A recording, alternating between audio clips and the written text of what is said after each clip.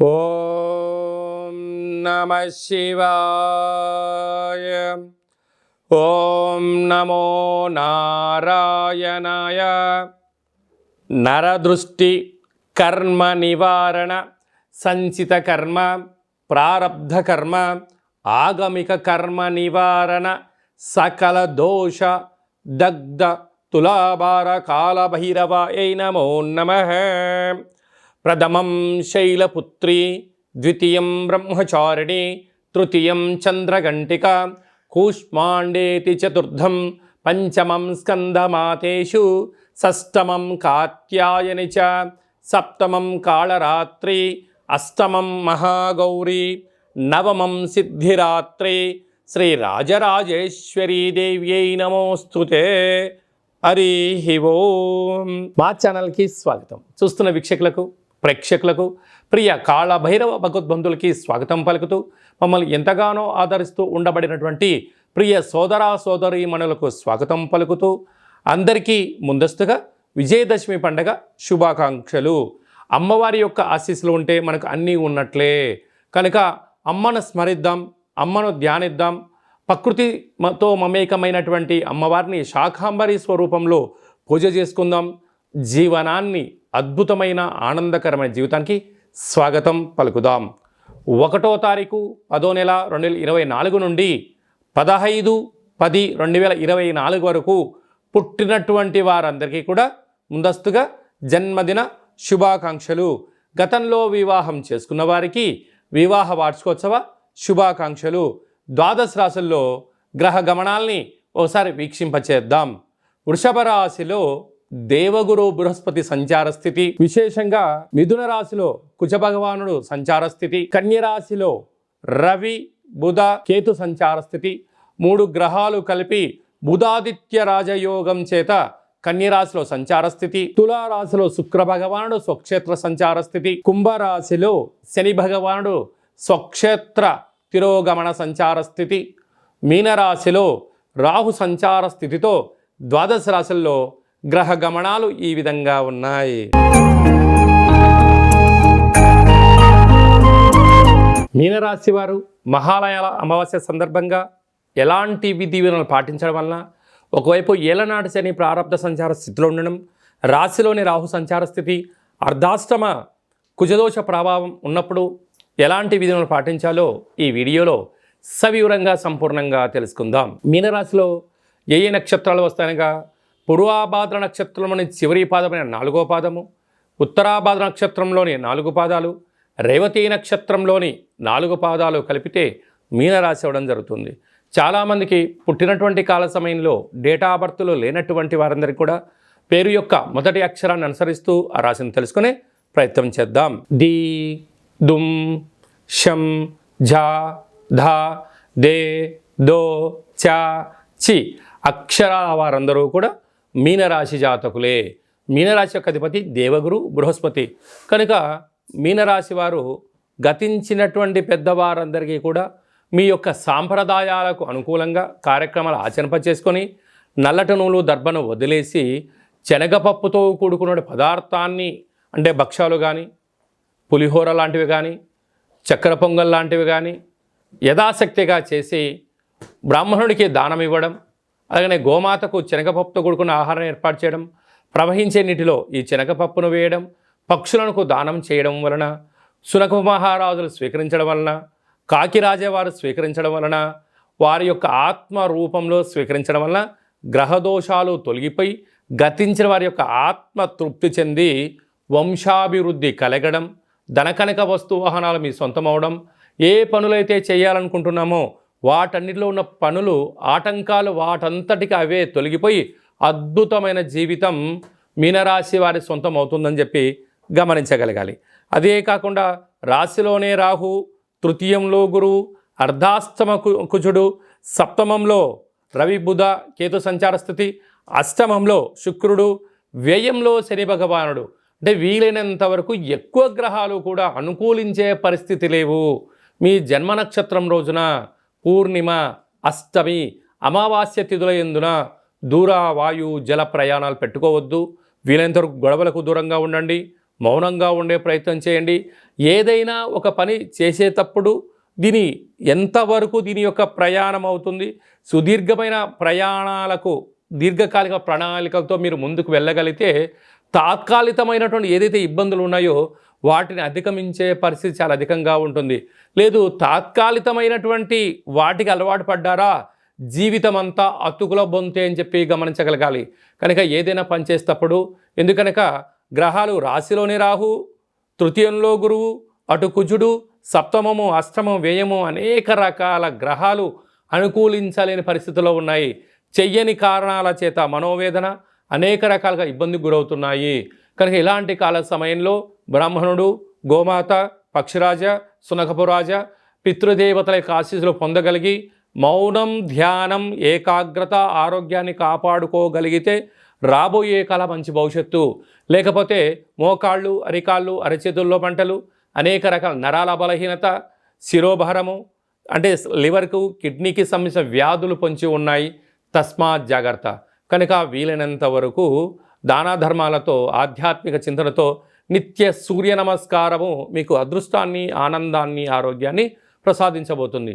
కనుక సాఫ్ట్వేర్ ఉద్యోగస్తులు, హార్డ్వేర్ ఉద్యోగస్తులు, సినిమా రంగంలో ఉండబడిన వారు, యూట్యూబ్, వాట్సాప్, ఫేస్బుక్లో క్రియేటివిటీ రంగాలుగా ఉండబడిన వారు, సేవా రంగాలు, హోటల్ వ్యాపారస్తులకి మంచి కాలం ఉంది. కాకపోతే శుచి, శుభ్రత, సమయం, నిబద్ధత ఉండబడిన వారు మాత్రమే మీనరాశి వారు సొంతమవుతారు అని చెప్పి గమనించాలి.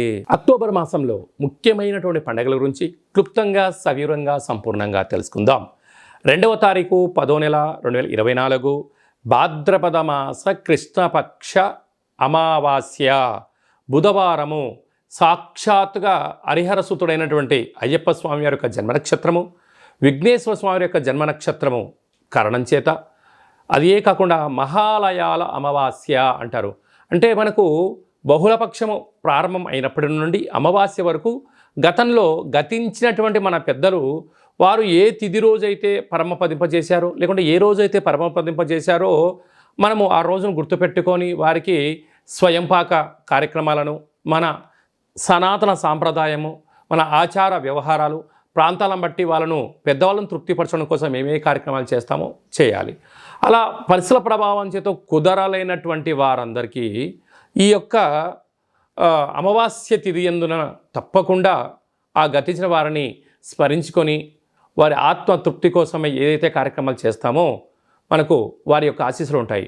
అలాగనే బ్రాహ్మణుడికి కానీ స్వయంపాకం దానం ఇవ్వడము, గోమాతకు పచ్చడి గడ్డిని, తౌడు లాంటివి ఏర్పాటు చేయడము, పక్షులకు అనగా కాకులకు ప్రత్యేకంగా అన్నం వండి వాళ్ళ పేరు మీద ఏర్పాటు చేయడము, బీదలకు ఆహారాన్ని ఏర్పాటు చేయడము, శునకపు మహారాజులకు అనగా కుక్కలకు దానం చేయడం వలన గతించిన వారు ఆ రూపంలో వచ్చి వారు స్వీకరించి మనల్ని ఆశీర్వదించి వెళ్తారు అనేటువంటిది సనాతన ధర్మం చెప్తుంది. కనుక మనం అందరము కూడా గతించిన వారిని స్మరిద్దాం, వారి యొక్క ఆశీస్సులు పొందుదాం. అలా కుదరలేదు అనుకుంటున్న వారందరూ ఈ కింది నెంబర్ సంప్రదించినట్లయితే మీ యొక్క పెద్దవారి యొక్క గోత్రనామాలను పంపించినట్లయితే మన యొక్క కాళభైరవ స్వామి యొక్క దేవాలయంలో ఏర్పాటు చేయడం జరుగుతుంది. కనుక ఈ కార్యక్రమం అంతా కూడా మీకు వాట్సాప్ కాల్, వీడియో కాల్ ద్వారా చూపించడం జరుగుతుందని చెప్పి గమనించగలగాలి. ఇంకొంచెం శక్తి కలిగింది కాశీలో ఏర్పాటు చేయడం, ఇంకొంచెం వెసలుబాటు కలిగింది మనకు గోకర్ణ క్షేత్రంలో మహాదేవుడి యొక్క ఆత్మ శివలింగం అక్కడ ఉంటుంది. కనుక అక్కడ చేసుకోవడం వలన కూడా వారి యొక్క ఆశీస్సులు ఉంటాయని చెప్పి గమనించాలి. అలాగే ఈ సంవత్సరం మనము గోకర్ణ క్షేత్రంలో ఇలాంటి కార్యక్రమాలు ఏర్పాటు చేస్తున్నాం. ఆసక్తి గలవారు ఈ కిందను సంప్రదించి గోకర్ణ క్షేత్రంలో స్వామివారి యొక్క ఆశీస్సులు పొందే ప్రయత్నం చేద్దాం. శివుడి యొక్క ఆశీస్సులు అంటే కైలాసం నుంచి తీసుకొచ్చినట్టు మహాలింగం అక్కడ ఉంది కనుక వారి అందరినీ కూడా శివైక్యం చెందిన వారందరినీ కూడా ఆ పరమేశ్వరుడి యొక్క ఆశీస్సుల కోసమే ప్రయత్నం చేద్దామని చెప్పి గమనించాలి. అలాగనే ఆశ్వీజ మాసం అంతను కూడా అంటే మనకు 2వ తారీఖు అమావాస్య అయిపోయింది. 3/10/2024 నుండి దుర్గా శరణవరాత్ర మహోత్సవ కార్యక్రమాలు ప్రారంభమవుతున్నాయి. అలాగనే 9వ తారీఖున షష్ఠి బుధవారము మూలా నక్షత్ర సందర్భంగా 3 సంవత్సరములు పడినటువంటి చిన్నపిల్లలకు మొట్టమొదటిసారిగా అక్షరాభ్యాసం చేయించాలి అనుకుంటున్న వారందరూ కూడా మహాసరస్వదేవి అలంకారం రోజున చిన్నపిల్లలకి అందరికీ కూడా అక్షరాభ్యాసం చేయించి వారిని పాఠశాలకు పంపించినట్లయితే సర్వత్రా అమ్మవారి యొక్క ఆశీస్సులు ఉంటాయని చెప్పి గమనించగలగాలి. అలాగనే 11వ తారీఖున అష్టమి, దుర్గాష్టమి, కాళాష్టమి అని చెప్పుకుంటాం. అనగా అష్టమి రోజున ఫ్యాక్టరీలు, కర్మాగారాలు, వాహనాలు, ఇళ్లకు, వ్యాపార సంస్థలకు మనము ఆయుధ పూజ చేసి ఒక గుమ్మడికాయను నిమ్మకాయను ఛేదింపచేయడము, పెరగన్నాన్ని నైవేద్యంగా పెట్టుకోవడం వలన అమ్మవారి యొక్క ఆశీస్సులు పుష్కలంగా ఉంటాయని చెప్పి గమనించగలగాలి.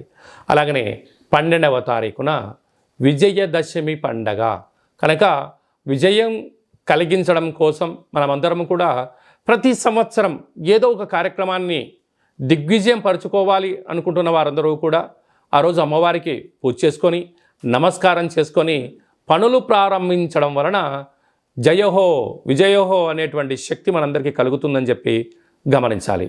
ఆ రోజు సాయం సంధ్యా కార్యక్రమంలో శమీవృక్షపు పూజ చేసుకొని ఆ యొక్క బంగారాన్ని తీసుకొని వెళ్ళి అమ్మవారి దగ్గర పెట్టి పూజ చేసుకోవడం, తల్లిదండ్రులకు, గురువులకు, పెద్దలకు, సన్నిహితులకు ఇచ్చి వారి ఆశీర్వచనం తీసుకోవడం వలన మనకు సర్వత్రా ఆ అమ్మవారి యొక్క ఆశీస్సులు ఉంటాయని చెప్పి గమనించాలి. అప్పుడు ఈ మంత్రాన్ని ఉచ్చరింపచేయాలి. ఒక తెల్లటి పేపర్ పైన ఎరుపు పెన్ను చేత కానీ పసుపు రంగు పెన్నుతో కానీ ఈ యొక్క మంత్రాన్ని ఉచ్చరింపచేసి ఆ వృక్షదేవత దగ్గర పెట్టి నమస్కారం చేసుకొని రావాలి.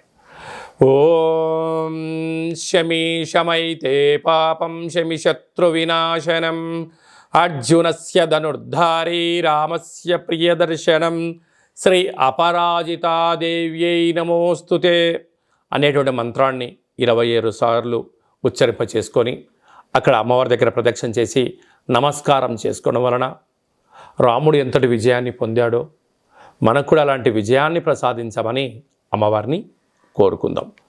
కనుక ఈ అక్టోబర్ మాసంలో అమ్మవారి యొక్క ఆశీస్సుల కోసం కనీసం ఈ 9 శరన్నవరాత్రుల రోజుల ఆవాసం ఉండడం, భగవంతుడు అమ్మవారి యొక్క సేవలో ఉండడం, లలిత సహస్రనామ పారాయణ వినడం, ఏది మంత్రాన్నైనా ఒక మంత్రాన్ని సాధన చేయడం వలన మనకు అద్భుతమైనటువంటి ఆయుర్ శక్తి కలుగుతుందని చెప్పి గమనించాలి. అలాగనే భార్యాభర్తలు తరచుగా గొడవ పడడం, ఎవరికి వారే యమునా తీరే అన్నట్టుగా ఉండడం, ఒకరు చెప్తే మరొకరు వినకపోవడం, పెద్ద మనుషులని పంచాయతీ అని విడివిడిగా ఉండడం, అలాగనే నిత్యము పోలీస్ స్టేషన్లు కోర్టు సమస్యలతో బాధపడుతున్నారా? మీరు ఒక్కసారి భార్యాభర్తల యొక్క జాతకాన్ని ఒక్కసారి పంపించినట్లయితే చిన్న చిన్న అడ్డంకులను తొలగించుకునే ప్రయత్నం చేసుకొని పార్వతీ పరమేశ్వరులు ఎలా కలిసి ఉంటున్నారో అలా కలిసి ఉండేటువంటి సలహాలు సూచనలు ఇవ్వడం జరుగుతుందని చెప్పి గమనించాలి. అందరికీ శుభం, జయం, లాభం జరగాలని కోరుకుంటూ ఆశీర్వచనం. ఓం శతమానం భవతి శతాయు పురుష సతేంద్రియ ఆయుష్యేవేంద్రియే ప్రతిష్టతి ధనం ధాన్యం బహుపుత్రలాభం శత సంవత్సరం దీర్ఘమాయు సర్వే జనా సుఖినో భవంతు లోకా సమస్తా సుఖినో భవంతు. సర్వం శరన్నవరాత్ర దేవత అర్పణమస్తు. హరి ఓం. ఈ వీడియో మీకు నచ్చినట్టయితే లైక్ చేయండి, షేర్ చేయండి, మా యొక్క ఛానల్ని సబ్స్క్రైబ్ చేసుకోండి. అందరికన్నా ముందుగా మీ వ్యక్తిగత జాతకం తెలుసుకోవాలనుకుంటున్నారా? అందరికన్నా ఆధ్యాత్మికమైన సలహాలు ముందస్తుగా మీరే వినాలనుకుంటున్నారా? అయితే పైన ఆల్ అనే బటన్ను తెలియచేయండి. అలాగనే గంట సింబల్ కూడా ప్రెస్ చేయండి. ఈ ఆధ్యాత్మిక భక్తి సమాచారాన్ని భగవద్బంధువులకు, మిత్రులకు, స్నేహితులకు మీరు ఎవరి క్షేమాన్ని కోరుకుంటున్నారో లేకుంటే మీ క్షేమాన్ని ఎవరైతే కోరుకుంటున్నారో వారికి కూడా ఈ వీడియోను ఫార్వర్డ్ చేసి భగవంతుడి యొక్క ఆశీస్సులు పొందగలరు.